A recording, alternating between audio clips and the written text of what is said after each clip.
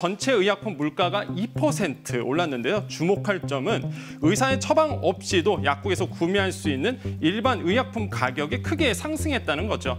일부 상비약은 전체 소비자 물가의 최대 4배에 달하는 정도이고요.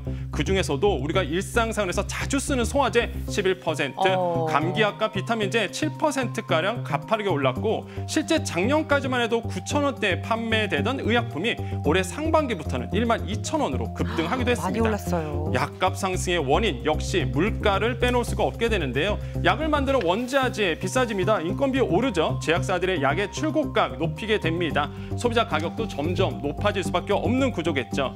문제는 이렇게 가격이 급등한 일반 의약품의 건강보험이 적용되지 않는 이런 비급여 항목이라는 거기 때문이죠. 가격을 안정시키는데 한계가 있다는 겁니다. 따라서 이런 소비자들의 체감 가격은 앞으로도 더 높아질 것으로 보고 있습니다. 네, 뭐 약값도 약값인데 문제가 또 병원 진료비가 올랐습니다. 네. 참 아이러니한 게 저희가 내는 건강보험료가 매년 오르는 추세인데 그런데 또 내는 병원비도 올랐어요. 맞아요. 그래서 약값 같은 경우는 사실 물가의 영향을 좀 받을 수 있겠는데요. 실제 이제 우리가 내는 병원비 같은 경우는 건강보험료를 내잖아요. 예. 그럼 분명히 다른 이유가 있을 겁니다.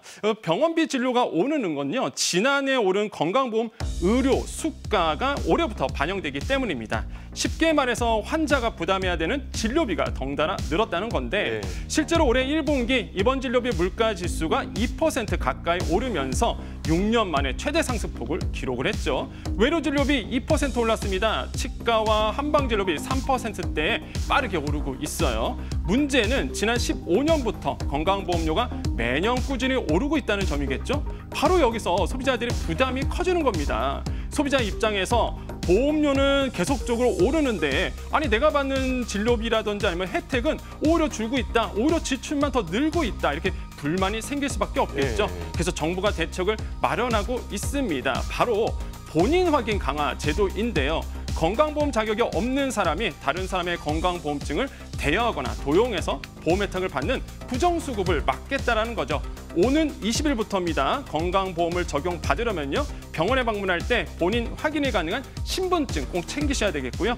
내가 실물 신분증이 없어요. 그럴 때는 모바일 건강보험증 앱을 설치하셔서 스마트폰으로도 본인 확인이 가능합니다.